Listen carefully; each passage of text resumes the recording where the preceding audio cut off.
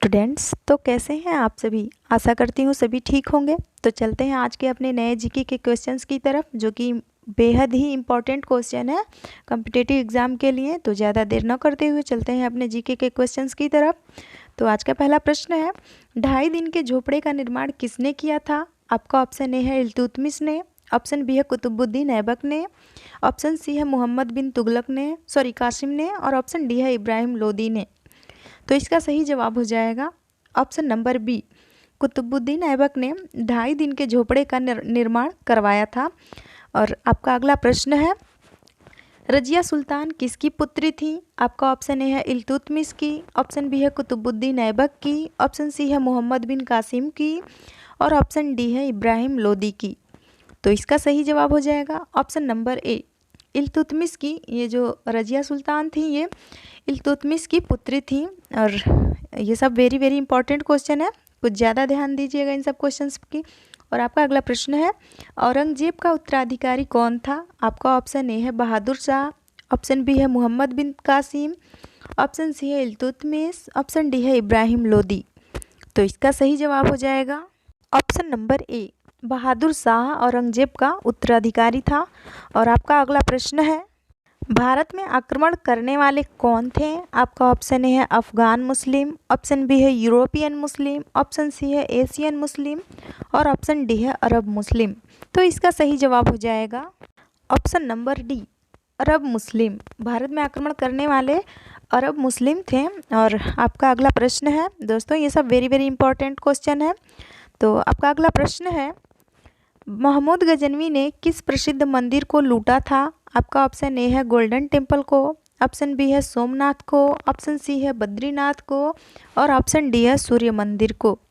तो इसका सही जवाब हो जाएगा ऑप्शन नंबर बी, सोमनाथ मंदिर को महमूद गजनवी ने इसी मंदिर को लूटा था। और आपका अगला प्रश्न है, पानीपत की दूसरी लड़ाई किनके किनके बीच हुई थी। तो इसका जवाब हम नहीं देंगे, इसका जवाब आपको कमेंट बॉक्स में देना होगा।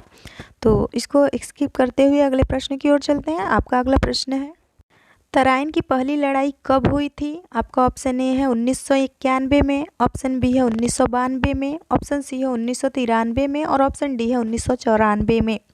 तो इसका सही जवाब हो जाएगा ऑप्शन नंबर ए, 1991 में तराइन की पहली लड़ाई हुई थी। और आपका अगला प्रश्न है, तराइन की दूसरी लड़ाई में किसकी विजय हुई थी। आपका ऑप्शन ए है अकबर की, ऑप्शन बी है मोहम्मद गौरी की, ऑप्शन सी है बलबन की, और ऑप्शन डी है इनमें से कोई नहीं।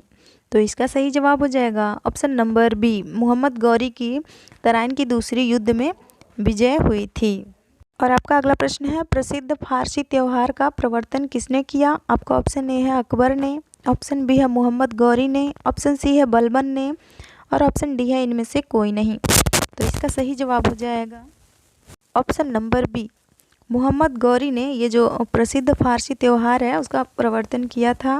और अगला प्रश्न है, किस खिलजी शासक ने दिल्ली की राज सिंहासन को हासिल करने के लिए अपने ससुर की हत्या कर दी थी। आपका ऑप्शन है अलाउद्दीन खिलजी ने, ऑप्शन बी है मोहम्मद बिन तुगलक ने, ऑप्शन सी है मोहम्मद गौरी ने, और ऑप्शन डी है इनमें से कोई नहीं।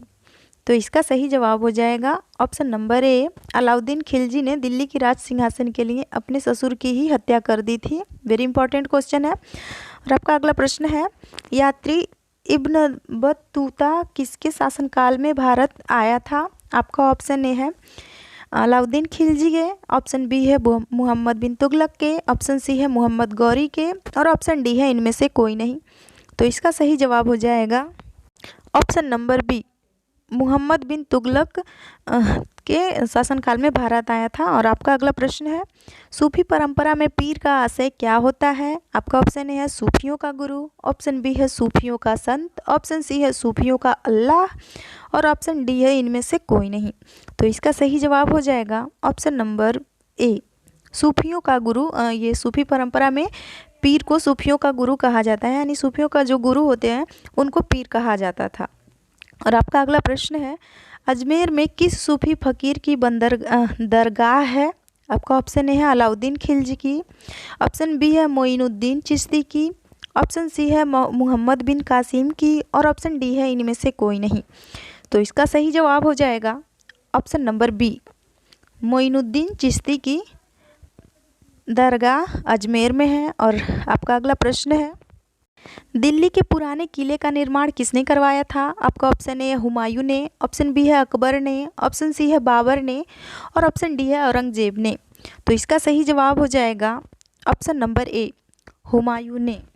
हुमायूं ने दिल्ली के पुराने किले का निर्माण करवाया था और ये कई बार एग्ज़ाम में पूछा जाता है ये सब क्वेश्चन। और चलते हैं अपने अगले प्रश्न की ओर। तो आपका अगला प्रश्न है, अकबर ने पंचमहल का निर्माण कहाँ किया था? आपका ऑप्शन ए है आगरा में, ऑप्शन बी है फतेहपुर सीकरी में, ऑप्शन सी है दिल्ली में और ऑप्शन डी है अजमेर में।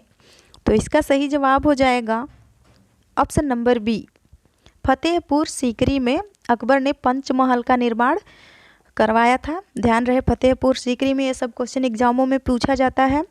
तो आपका अगला प्रश्न है, मुगल शासक की राज्य भाषा क्या थी?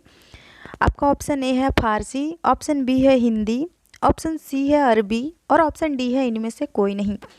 तो इसका सही जवाब हो जाएगा ऑप्शन नंबर ए, फारसी। मुगल शासक की राज्य भाषा फारसी थी। और चलते हैं अपने अगले प्रश्न की ओर। तो आपका अगला प्रश्न है कि शिवाजी के प्रशासन में पेशवा किसे कहा जाता था? आपका ऑप्शन है प्रधानमंत्री को, ऑप्शन बी है मुख्यमंत्री को, ऑप्शन सी है राष्ट्रपति को और ऑप्शन डी है राज्यपाल को।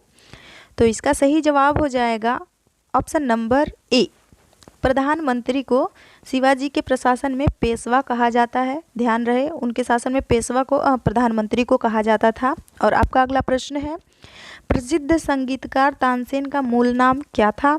आपका ऑप्शन ए है बैरम खां, ऑप्शन बी है रामतनु पांडे, ऑप्शन सी है रामानंद और ऑप्शन डी है इनमें से कोई नहीं।